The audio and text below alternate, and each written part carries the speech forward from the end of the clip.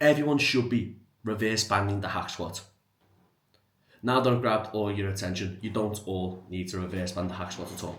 But this video is going to explain why it might be a smart move if you want more efficiency for every single rep. I'm going to show you in the gym performing the reverse band hack squat, and then what I'm also going to do is then do a Loom video explaining the mechanics behind it and why you may want to try it if you want to get a little bit more out of the exercise. So guys, what we're going to talk about today is reverse band hack squat and how to set this up to get the most out of the movement itself. So when you're setting the hack squat up, I've got this little sling here.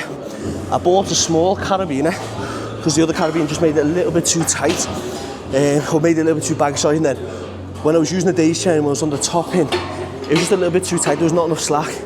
And then you can see here at the top, there is some give within the bands themselves. So it's not like a slingshot. That's where a lot of people go wrong. When we come to the top of the concentric, we want them bands to drop off completely. So there's a big differentiation between the load at the top and the load at the bottom. I am going to explain how this does not make it lighter at the bottom. It's still the heaviest at the bottom. We're just making the discrepancy from top to bottom a lot more than what it would be if there was no bands on it, where it'll just be getting heavier and heavier and heavier. I will explain that in another video, but what we're going to do is just going to watch you go up and down, and you're going to see when the bands kick in. Now I have just done a set, so I do apologise, I'm a little bit tired, but you see, as I go through the movement where the bands kick in, add resistance, and then when the bands kick off,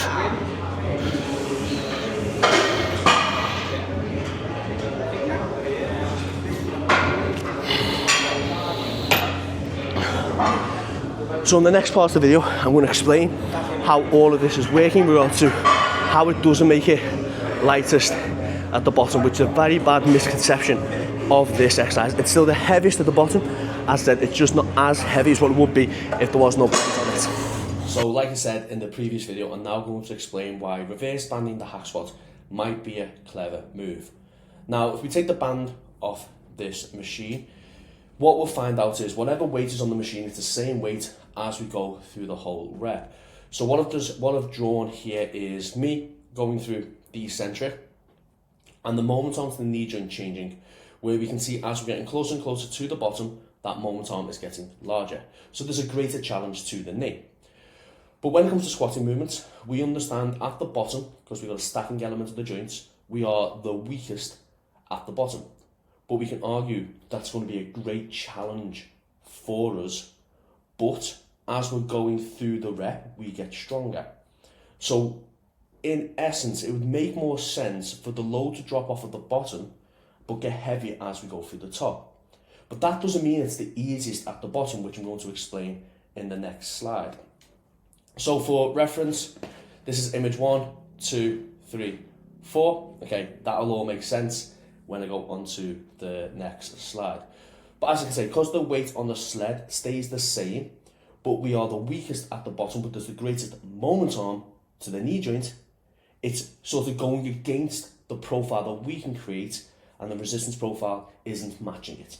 So I'm now going to explain this on the next slide, why reverse banding might be a smart option. You do not have to do it. If I'm being honest, I created this setup myself based on a few rules that I've learned from people like Joe Bennett, where he wants slack at the top, and the likes of Michael Golden when I've done RTS or Integra, where you want slack at the top. So you can see here there's no bands kicking in.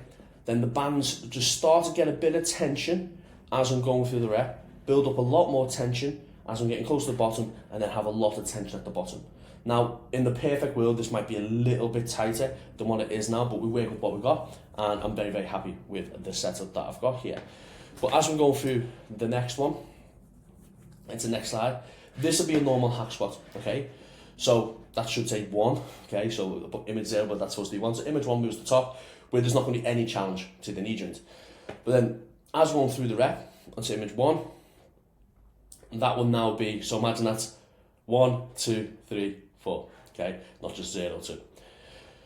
So as we're going through the rep here, as you can see, what we'll be seeing is a greater chance knee, where it's going to be 400. These are just random numbers, it's just a trend, that's it. It's not 400 of anything, but we're just going to say 400. As we're going through the rep again, because don't forget the weight's not changing, but that moment arm is getting greater, there's now going to be 600 extra torque at the knee joint. Then as I'm at the bottom, where that moment arm is going to be the greatest, there's now going to be 800. But don't forget we're the weakest at the bottom when it comes to this movement.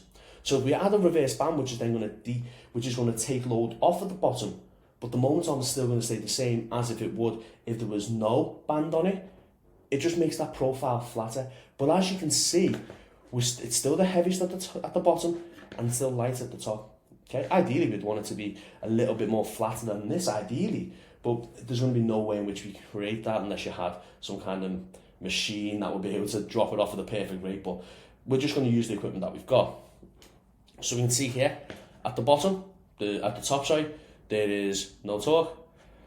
As we go through it now with the band just kicking in a little bit, we've just dropped off 30 of it, so that means that's now going to be 340. And then as we're going through the rep, with the band's now they dropped off the load even more, so there's going to be 130, so that'll be 390. And then as we get to the top here, what we're going to see now is it going to a 400, where we've dropped it off even more, so we've put the bottom at 100, so it just went from 200 to 100 in regards to drop off. Again, I'm not doing the perfect math here, I'm just trying to show the trend of how a band would work. So guys, this might be a good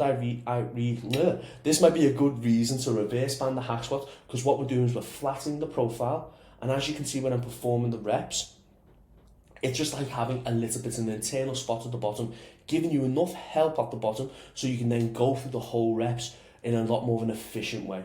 Hope you've all enjoyed this video, and trust me, reverse banding doesn't make it easy at the bottom. It's still the heaviest at the bottom. It's just not as heavy at the bottom as what a normal hack squat would be with no band. So guys, as I said, you don't need to reverse band the hack squat.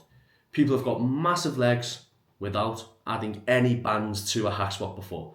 But if you do want to make your reps a little bit more efficient and you're willing to invest the time of setting it up, it can be a great option for you. As we know, when it comes to the squatting movements, we are weaker at the bottom and we're stronger at the top due to the joints stacking.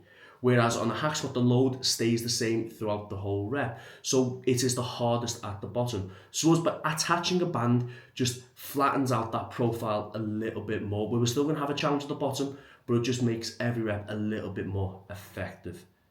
Hope you've all enjoyed the video. If you've got any questions, please leave in the comment section below. Please like and subscribe, and hope you all have a great day.